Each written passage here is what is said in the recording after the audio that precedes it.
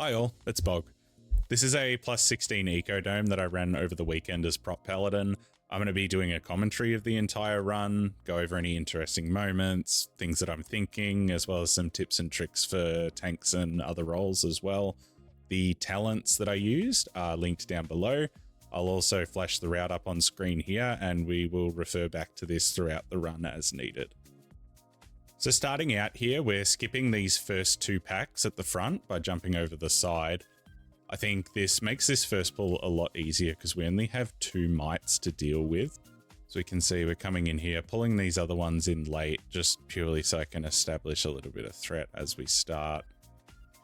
This pull it looks pretty hectic, but it is actually pretty chill. It's very much just like a dodge things under your feet and you should be fine. So the mites are the main things that we want to focus on for kicks here. So you can see this engorge cast going off. This, if it completes, will give the mobs a buff, and when they die, they will explode and do damage to the entire party. So the more kicks that you miss, the more damage that this is going to do. Otherwise, not too much interesting in this first pull. You can see I'm probably mismanaging my defensives a little bit. I really would like to have not used bubble here just because it is really good for the next pull, but otherwise nothing too much to be said here. So now that the mites are dead, we could probably have chained this a little bit earlier, but we're going to head off now. Now I think something important to note here for this pull is these two mobs over near the gate there. You do sort of want to throw an Avenger's Shield at them sort of intuitively, but it can bounce through and hit that Sentinel on the other side of the gate.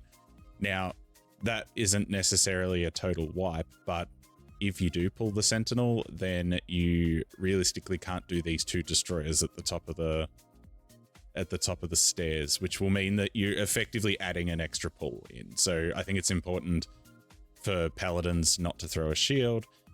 If you play another tank, just be mindful that you can accidentally pull through the wall. I appear to have mismanaged my defensives a little bit here. I was getting a little bit low for a tick there, and for some reason just didn't want to press lay on hands. Or ardent as well, but it is what it is. I got saved there by Shield's healing. So I think running Prot Paladin with Resto Druid is really strong at the moment. Prot Paladin does need a lot of sort of sustained healing, and Resto Druid just sort of does that intuitively. This pull is a lot of tank damage, and it's not too bad on the rest of the party. Players that are getting those lines, you can see that they're sort of standing still for the most part once they're getting fixated. This is more to stop other players accidentally getting domed. I think it's a good sort of habit to get into as a DPS. So we're coming into the first boss here.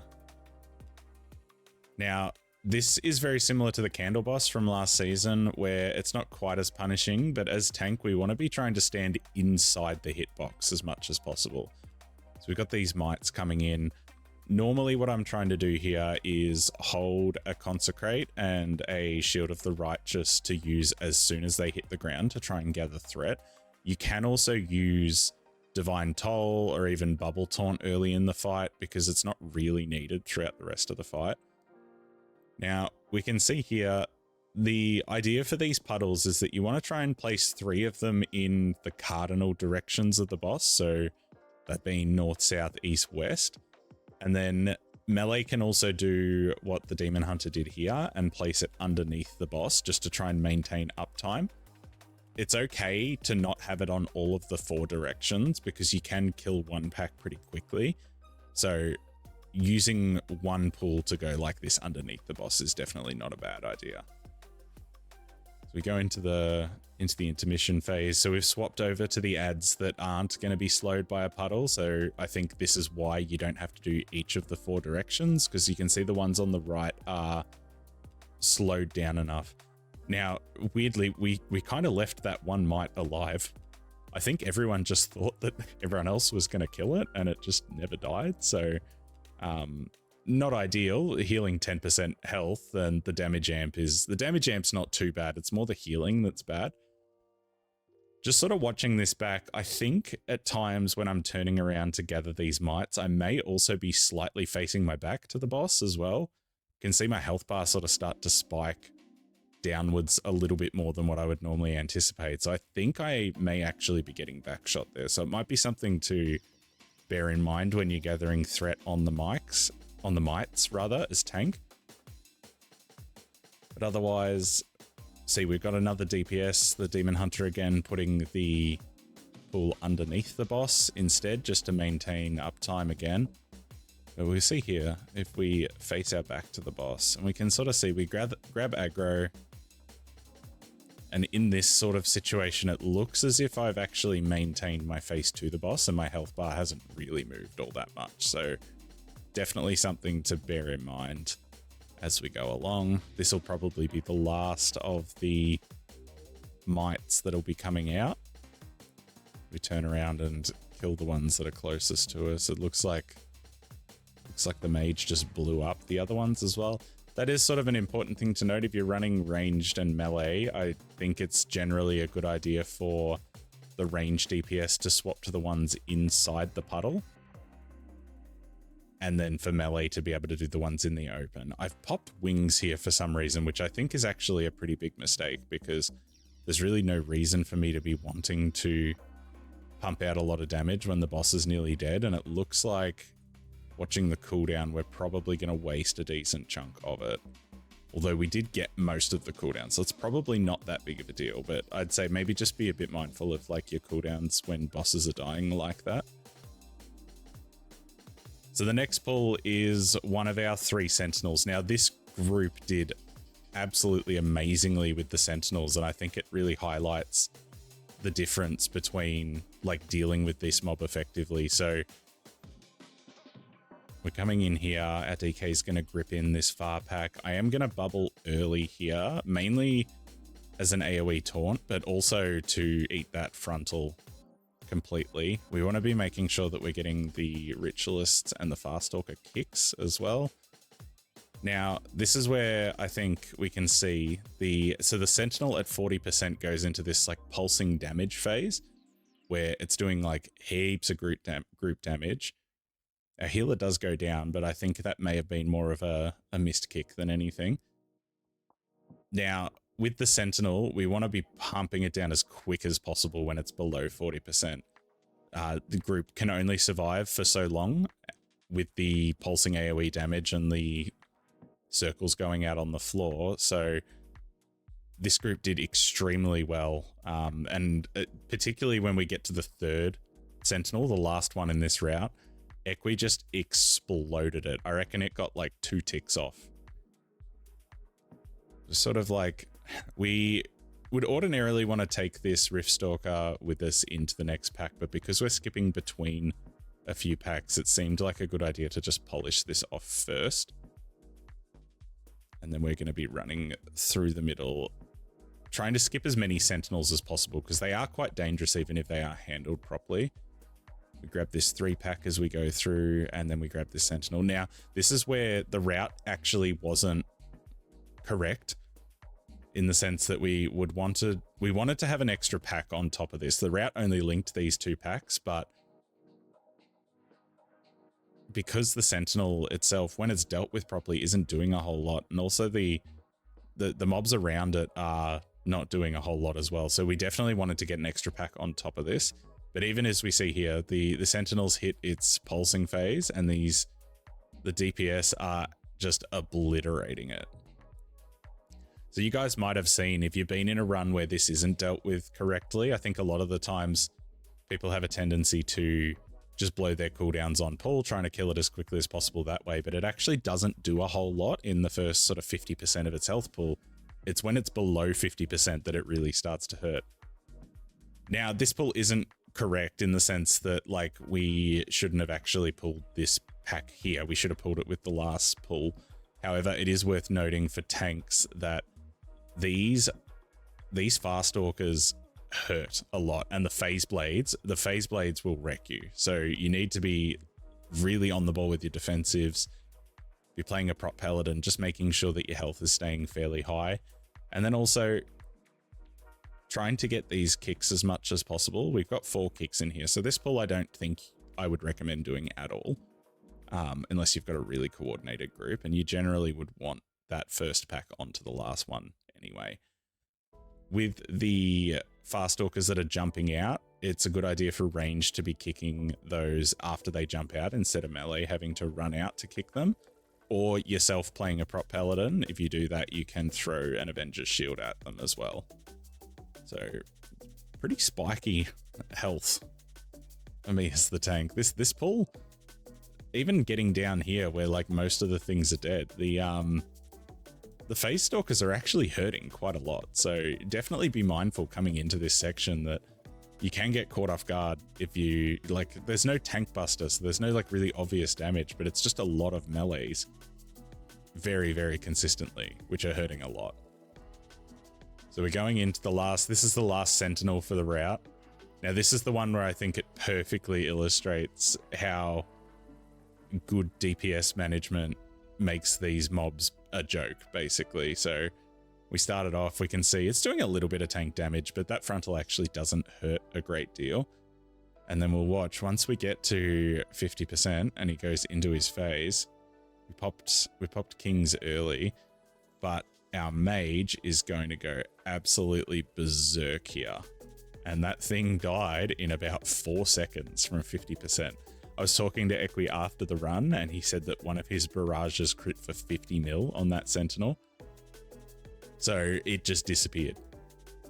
I think if you're playing a DPS role, that's really important to like keep in mind that you want to be trying to save some cooldowns for that 50% and just eliminating that Sentinel as quick as possible.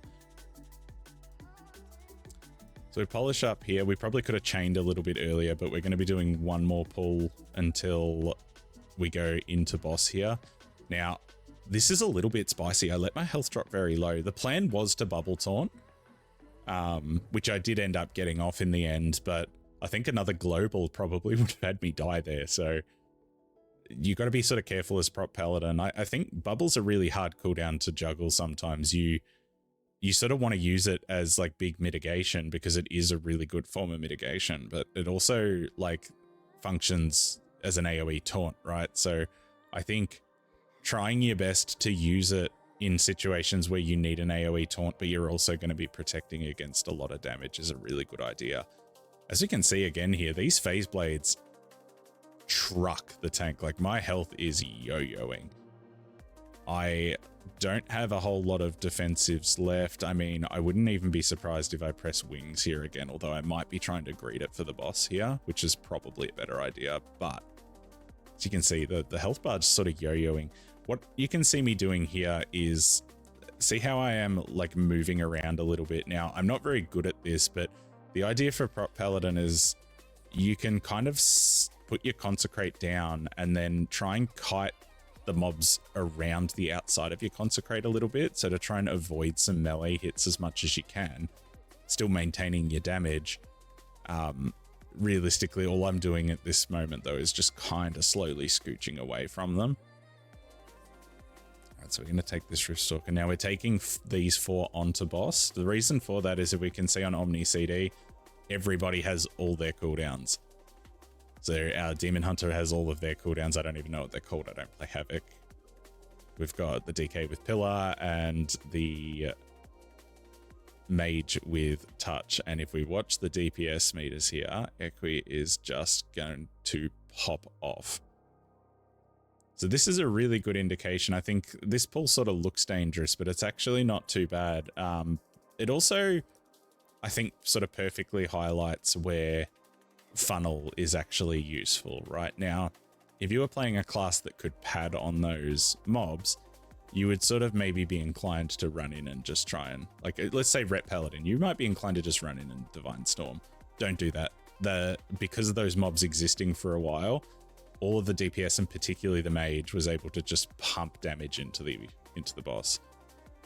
We do have shield go down here, unfortunately. Now, the trick with that phase is you want to take the charge through the boss, obviously, to break the shield, but you want to try and avoid everybody else's charge wherever you can. So spreading out away from the boss and sort of rotating around so that you're not getting 2 charges in a row Because if you do get 2 charges in a row, you probably die. And even at this level, at a 16, you do die.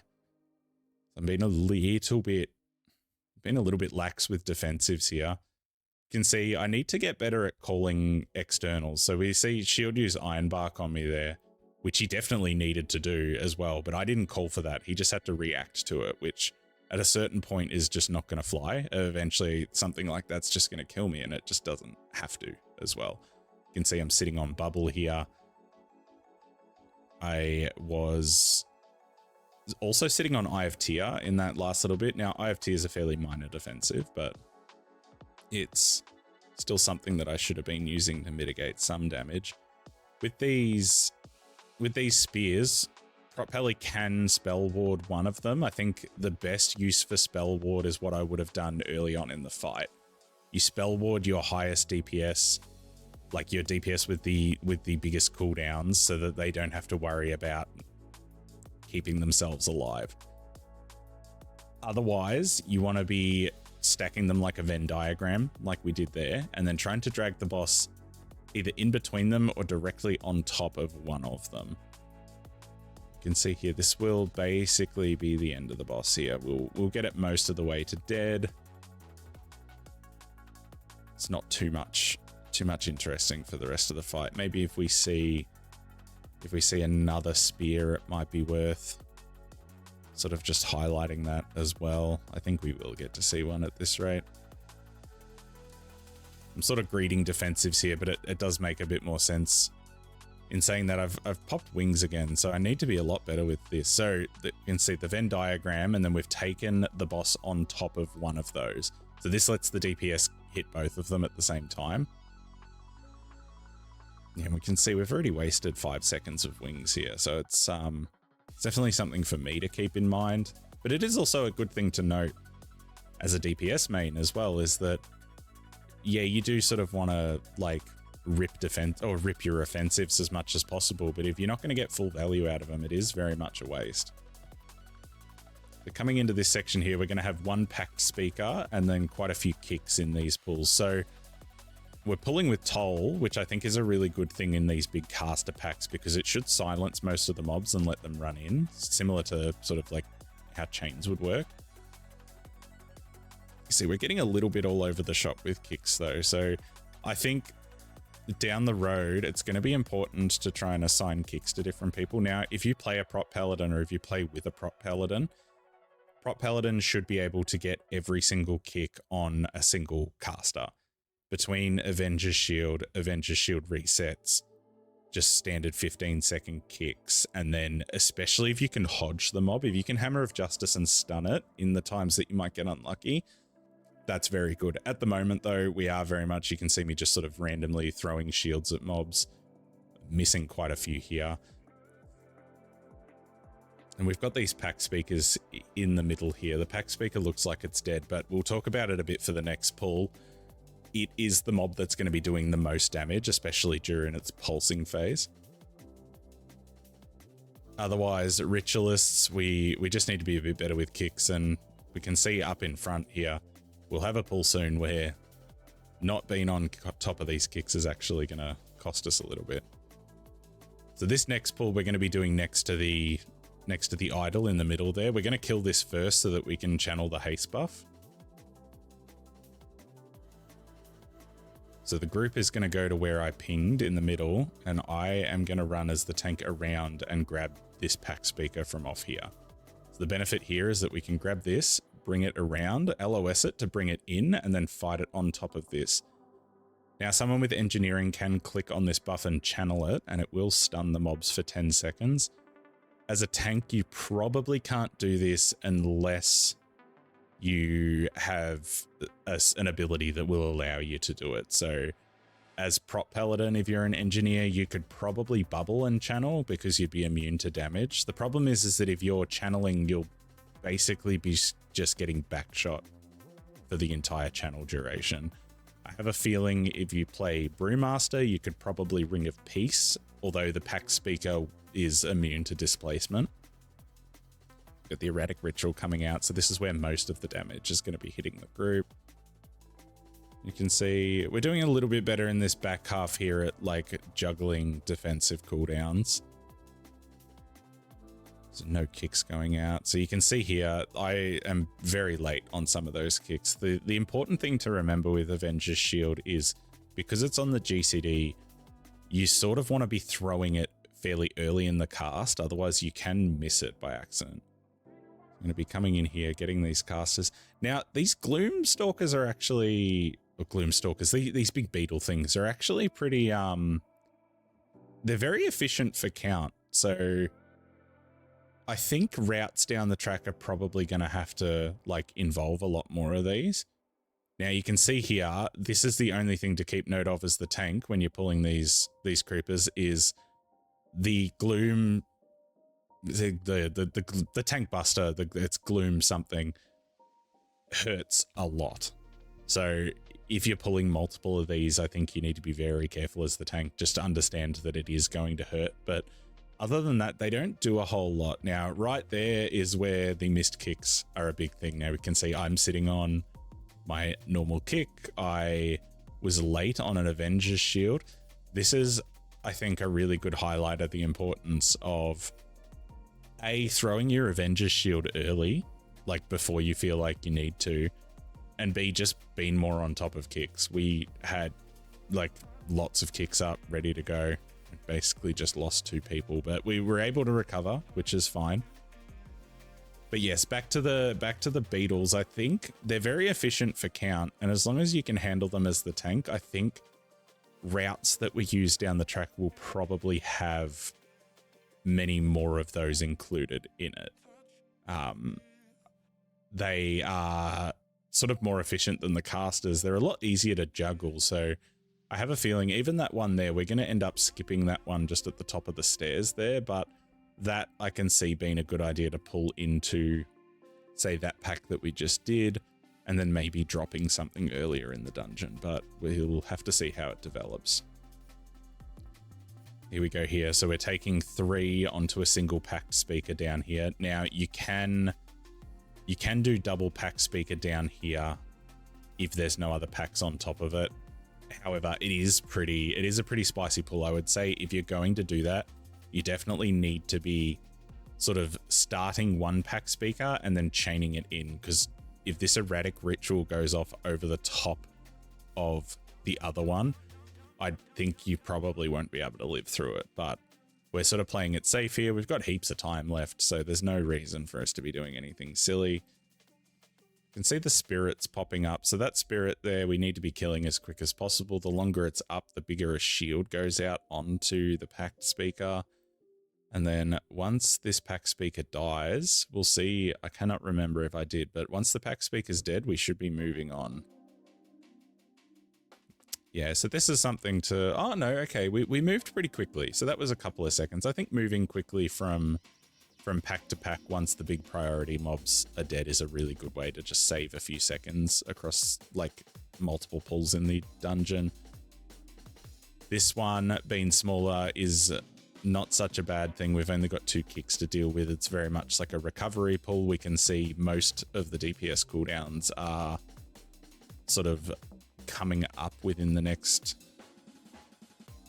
short period of time. What can we see? We can see like 18 seconds on pillar. We've got touch that just came up for the mage. So this is like the recovery pull before we go into the boss, because we are pulling multiple packs onto the boss as well. Similar to boss 2, this is purely for the benefit of classes that can do funnel damage to the boss. It's not because we want to be killing these packs as quick as possible. As Prot Pally, I can't really help whatever damage I do to them, but we're going to grab these 4 phase blades. We're trying to be... I need to be much more careful here because I'm getting whacked in the back here, so we need to be strafing more than running down towards the boss. Yeah, this is much better, I think. It's hard. We need to get them down as quick as possible to the boss. And then we pull this in. Now, with this comp in particular, we don't actually have to worry so much about damage being super paddy. All of these DPS specs do funnel damage, so it's basically a benefit to the entire group. This is going to mean that the boss loses health significantly faster than if we didn't pull anything on top of it. And there is also the added benefit of we can do it all at the same time. So it is a win-win. Now this one here where the circles come out, this is the thing that's going to hurt quite a bit if you're a DPS, and even the tank. You can see I procced Kings there. That hurt. There would have been some phase blade melees in there, but it's definitely something to take note of. You wouldn't really want to die. Now it's interesting that the beam's beamed in this sort of orientation with the boss off to the side. I am wondering whether maybe tanking the boss to the side deliberately is not a bad idea to force that to happen. So we go into the intermission. The objective here is you want to get 2 originally and make sure that one of the 2 spirits that you get is inside the first frontal. That way, you know it's not going to get destroyed. You can get your buff pretty quickly, and then you can hold off for a few seconds and then get the last one to extend your buff for a little bit longer. A little bit min-maxy, but also aiming for the spirit inside of the goop is going to be a really good idea as one of your first ones, because it'll mean that even if you are slow for whatever reason and you can't get all 3, you've at least got the one that might get destroyed. We got pretty lucky here and had to take a few steps back. But as we can see, 4 minutes left. We seem to pretty much be just walking this one in at the moment. So I popped Kings early here for some reason. It should have been basically now. See, I got a little bit confused as well. I didn't have sometimes very difficult to see. Now, some people will use Inky Black Potion in this dungeon in particular, because the dungeon's so bright. Some people find it a lot easier to be able to see if they use the Inky Black Potion, so it just causes the screen to go a darker sort of shade.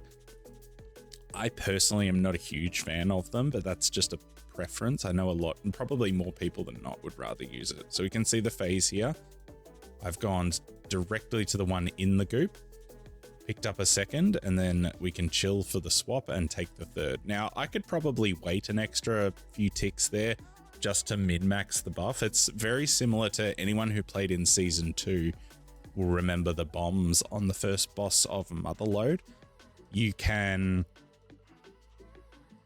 delay picking up the last stack of the buff so that you can extend its overall duration for a lot longer. Similar to kicking 5 bombs and holding the 6th. But yes, that's the last phase that we've gone through, and we're just going to walk this in, end up timing it with about 2 and a bit minutes to spare. So pretty smooth run. It's nice to get a 16 ticked off as well. I hope everyone found this useful. I'm going to do a few more sort of commentary style runs over dungeons. I hope everyone enjoyed. Drop a like and a sub and all that YouTube stuff. But otherwise, until the next time, gamers, take care.